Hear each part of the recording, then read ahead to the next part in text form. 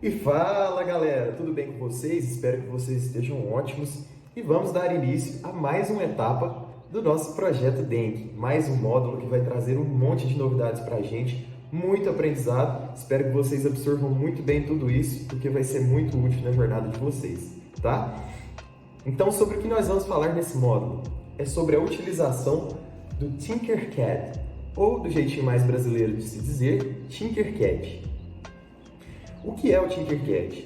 O Tinkercad é um software de simulação online de circuitos eletrônicos. Por que usar o Tinkercad? Veja bem, uma vez que eu tenho esse ambiente virtual de simulações, antes que eu compre qualquer peça, que eu realmente coloque a mão na massa para fazer um circuito e ver se ele vai funcionar, eu faço o meu circuito idêntico ou pelo menos muito parecido com aquilo que eu tenho em mente no Tinkercad, faço inclusive a simulação da minha programação, do meu código ali do sistema, que a gente vai ver nos módulos que estão por vir ainda do nosso projeto DENK, muito bacana, o Arthur vai mostrar pra gente, o Juan, o Marcos. E uma vez que eu fiz essa simulação e vi que o meu circuito funcionou no Tinkercad, bem, basta que eu compre os componentes e realmente coloque em prática na realidade, uma vez que inclusive a minha programação já foi testada. Então, vamos lá conferir como funciona o Tinkercad, como acessá-lo pela primeira vez e uma vez que já acessei, como montar o circuito que eu tenho em mente no board do Tinkercad. Muito bem, pessoal. Então, como realizar o meu primeiro acesso ao software de simulação Tinkercad? Na barra de pesquisa do meu navegador, no caso eu utilizo Microsoft Edge, mas qualquer navegador basta para essa ocasião. Pode ser o Google Chrome, pode ser Mozilla Firefox, fica a sua escolha. Então, aqui na barra de pesquisa, eu procuro por Tinkercad. Então, eu já vou aqui no primeiro link, que no caso é o www.tinkercad.com, faço acesso. Essa é a página inicial do Tinkercad para quem ainda não tem uma conta na Autodesk. A Autodesk é a empresa responsável pelo Tinkercad e vários outros softwares. Então, como eu ainda no caso não tenho essa conta, eu virei aqui em inscrever-se agora. Ele vai perguntar se eu sou um educador, um aluno ou se eu quero criar uma conta pessoal. Nesse caso, vou criar uma conta pessoal. Posso acessar com o e-mail. Ele vai me pedir o país ao qual eu pertenço, Brasil, no caso. Vou colocar aqui a minha data de aniversário, minha data de nascimento. Ok, posso avançar. Ele me pede então um e-mail.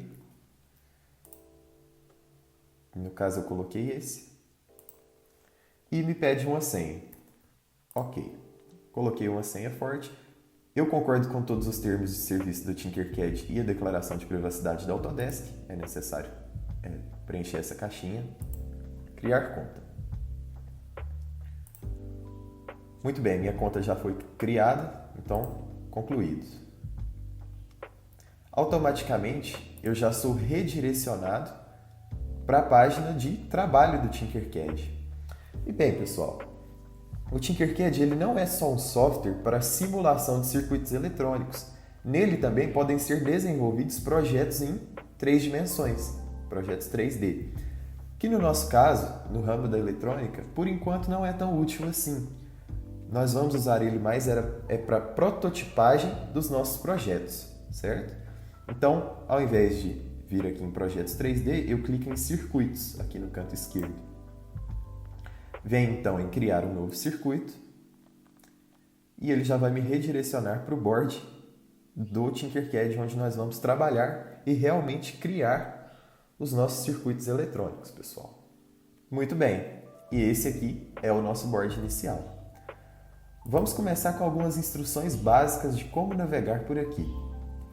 No canto superior esquerdo, nós temos algumas funções que nos serão muito úteis enquanto estivermos montando. Então, por exemplo, temos como apagar um componente, como mudarmos a orientação dele na página, ou seja, se ele está na vertical, eu posso colocá-lo na horizontal, na diagonal, da forma que eu mais desejar. Eu tenho como desfazer e refazer uma ação. Eu tenho aqui também essas outras funções que já eu explico. E aqui no lado direito, nós temos todos os nossos componentes, os que nós vamos utilizar para os nossos circuitos, pessoal. Uma maneira mais fácil de visualizar todos esses componentes, de procurar pelo componente que nós buscamos, é através da barra pesquisar. Então, por exemplo, se eu quero um protoboard, que aqui no caso do Tinkercad é chamado de placa de ensaio, eu digito aqui então, placa de ensaio. E ele já me sugere, temos placa de ensaio mini, placa de ensaio pequena. Vejo que para o meu projeto a placa de ensaio pequena é a mais adequada. Então, eu clico nessa placa de ensaio pequena e ele já vai inseri-la aqui no nosso board.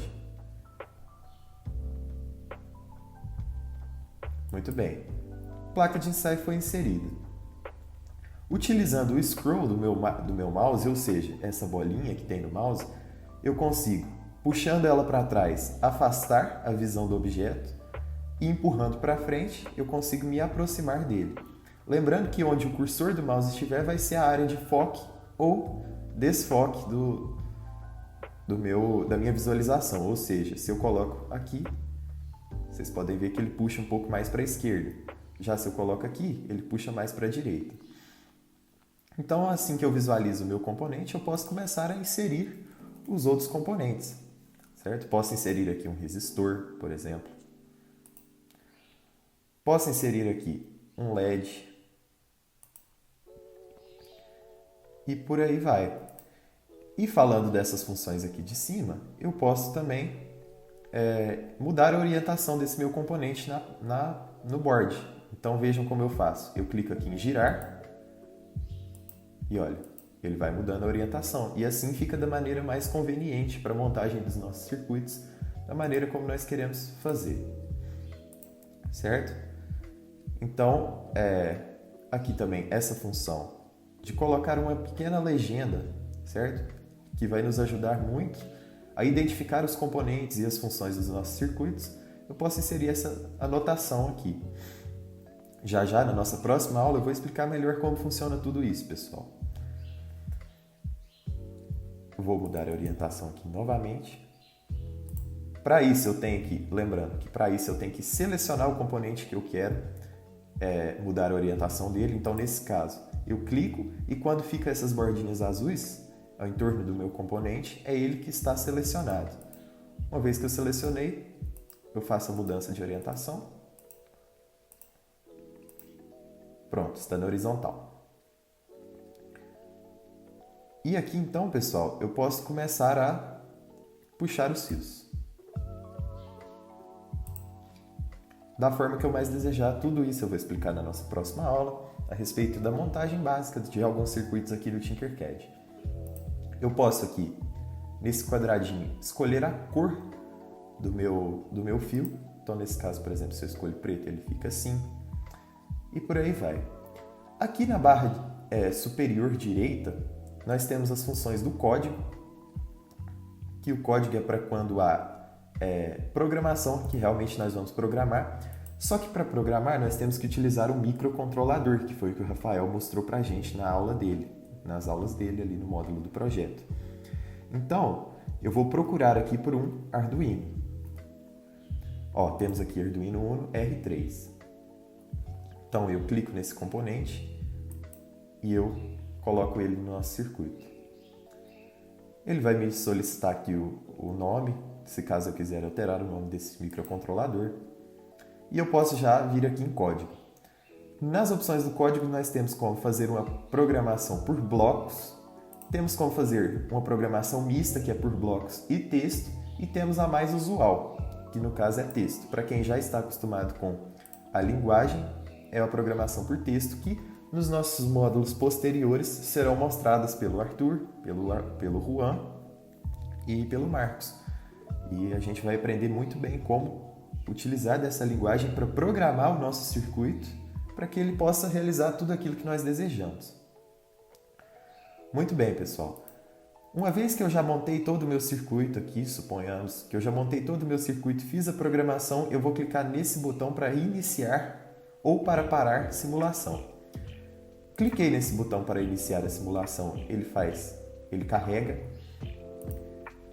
E agora, esses componentes já não se comportam mais como simples componentes de uma montagem. Eles já se comportam como se comportariam na realidade. Então, eu já não posso mais, por exemplo, mudar os componentes de lugar, porque aqui agora é só para visualização do circuito funcional. Então, eu paro a simulação e aí vocês podem ver que eu já posso mudar os componentes de lugar. Tudo bem, pessoal?